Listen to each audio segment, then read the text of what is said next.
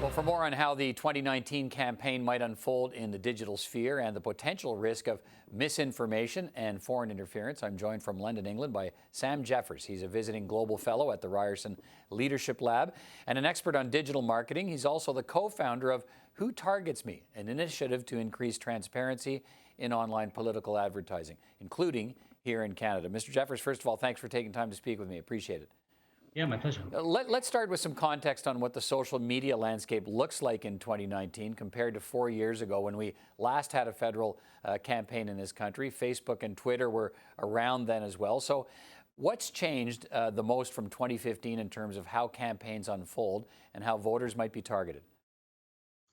Well, I think, what we've seen is a big growth in the use of social media advertising, particularly over the last 5 years. I mean, I know that Canada was pretty big on that in 2014, quite an early player in that space. But around the world, it's now become a really common technique for how campaigns choose to reach specific groups of voters. And that means that the campaigns are looking to become much more data-driven. They're much more focused on the types of voters they want to reach, the types of messages they want to reach those voters with.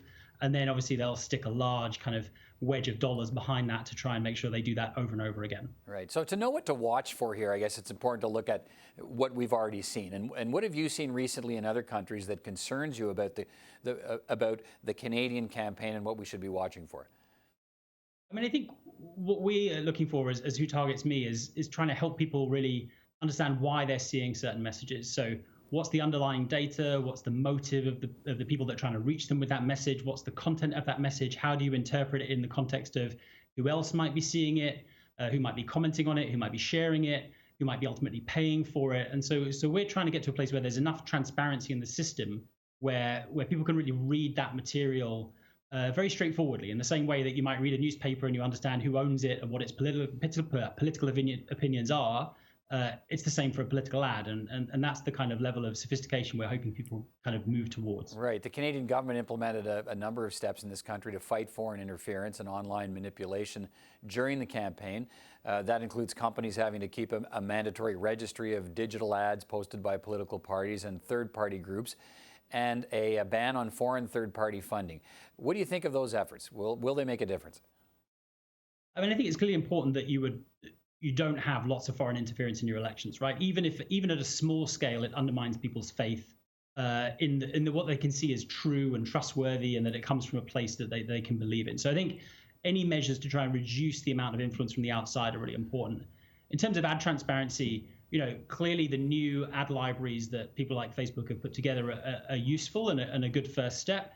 What we think they're a bit lacking is they don't really tell you why you're seeing certain messages. And for us, with big global stories like Cambridge Analytica still out there about how the data acquired to target people was kind of arrived at, we think it's much more important that people understand that a lot more. Like, why me when it comes to a particular ad? And is that a fairly easy? Is this a fairly easy question to answer? Is it the companies are reluctant to do it, or they're not able to do it? What's the answer? Yeah, there's a kind of interplay between the companies and the advertisers themselves. So usually that's candidates and parties about how they acquire data, what types of consultancies they work with. Are they truly transparent and want to explain to people how that stuff has been arrived at and is being put in front of people? So, it's a choice. The default at the moment is to choose not to do that. And I think we'd like to see a lot more in that regard because one of the areas where people have lost faith in the kind of democratic system is the nature of these data-driven campaigns and the way that people are profiled and understood and run, and whether or not they can really trust that seems to be a missing piece at the moment. Is Canada setting, in your view, a good example for other countries? I think Canada's done more than most. I mean, we've just worked in a number of elections around the world. We're probably about to have an election here in the UK, and almost nothing has happened in this space over here. The EU did some stuff for the EU elections earlier this year. The US is looking at some kind of cybersecurity measures ahead of the 2020 elections there next year. But Canada seems to be the one place where there is actual law. And, the big platform companies have been doing some stuff to try and kind of follow those laws. So it seems like an interesting first step for sure. Okay. You, as I mentioned, you helped create Who Targets Me, a service for people to learn about who's targeting them with political ads. And and it's now available to Canadian Facebook users. Facebook's promised more oversight and transparency for paid political ads. You've sort of touched on some of the issues there during this campaign, including an authorization process. So let's talk about that a little. Is the company doing enough? I think, again, like Facebook is doing a lot more than most of its competitors are. And so the authorization process, which typically involves you just sort of verifying your address and using a piece of ID in order to be able to run political ads, is definitely a step in the right direction, right? It makes it much harder for foreign influence, for example, to take place. Like I can't be in St. Petersburg and run ads in Canada in the same way that I might have been able to a few years ago.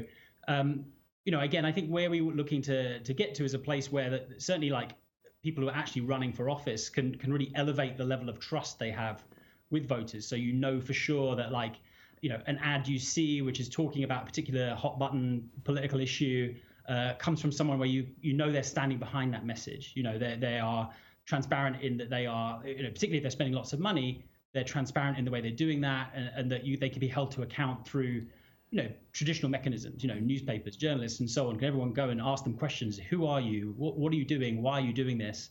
I think at the moment we haven't quite reached that standard of transparency. It's still described in some circles as kind of the Wild West. I mean, how do you characterize where we are in this space now? I know we're slower to the change than you'd like to see, but is it still pretty much a wide open field for manipulation? I mean, there are still loopholes that you can walk through. I mean, if you're a sophisticated actor, there's nothing really to stop you at least moving your money into Canada and then running your ads from there, right? I mean, like there are ways around this, and there are limits to what transparency can do, and there are limits to the obligations of, what a company like Facebook or Twitter, whoever can kind of live up to, particularly as they try and do this in every country in the world. So, there are gaps. There are things we would still like to see. We're definitely in a better place than we were in 2017, for example, 2016, 2017. Some of that is the law. Some of that is the companies doing things unilaterally. I think we'd like to get to a place where we think much more carefully about like, well, what should democracy look like in the internet age? How should it work? And then what kind of systems do we want to be able to protect the integrity of the debates we have? Democracy is a great thing. It should flourish. It should have lots of voices in it, but we should also be able to trust who those voices are. We should probably try and keep the influence of money out to the as much as we possibly can. So what are the systems and kind of guardrails around that we want? And that's a very big conversation and quite a long-term one, but we've only begun to scratch the surface of that, I think. Okay, a couple of points to finish on here. What do you see as the biggest risks between now and Election Day in Canada, October 21st, as millions of Canadians are targeted on social media on some of these big issues, such as climate change, cost of living, immigration? Sometimes they're very divisive and very polarizing. What do you see as the big risks? I mean, I think actually the risks tend to be domestic, right? One of the things about social media is it is this great sort of torrent of everyone's opinion, and you can go viral still, and you can be heard in a way that maybe you wouldn't have been heard 10 or 20 years ago. That means the debates are a lot more uncontrolled than they were, but it also means there's this opportunity for malign actors and networks, often within the country, right? So you have a particularly strong perspective on a viewpoint, they'll run some ads, they might coordinate some pages together, they might work on pushing certain items through the news agenda and showing that it has, it's trending or it has popularity and those sorts of things. So I think we need to be very, approach the political debates we see with a certain healthy skepticism, really. And I think that's what, again, you're looking for in an election campaign anyway. But, a lot of people on the internet are very uncertain about what they're seeing. And I think the more we can do to try and help them through that journey about evaluating what good and bad information is, and where it's coming from, we'll have better elections, we'll have better campaigns, and social media might actually prove to be a real positive force in that front. Let's finish on that by maybe delving a little deeper into it. How can a Canadian voter be more savvy and discerning in how they use social media and consume information, or in particular, over the next few weeks here in this country during the election campaign? I mean, I think, it's important people slow down. I mean, there's nothing quite like refreshing your feeds endlessly and new and outrageous things appearing in front of your eyes the whole time to be excited. But I think there's certainly a kind of think before you share, think before you comment, Are you saying things that you would say to people's face? Are you saying things that you might say to a politician if you were at a meeting? Treat this stuff responsibly, humanely, democratically. You can insulate yourself against being that person who jumps to a conclusion and says the wrong thing, and being that person on the internet. So, I think the simplest appeal is to behave well and in a civil way, as you would, in any other conversation. All right, Sam Jeffers, excellent advice as Canadians get set to be bombarded, sometimes willingly, sometimes unwillingly, with lots of messages in this election campaign. Great to get your perspective and your advice. Take care. Thanks so much.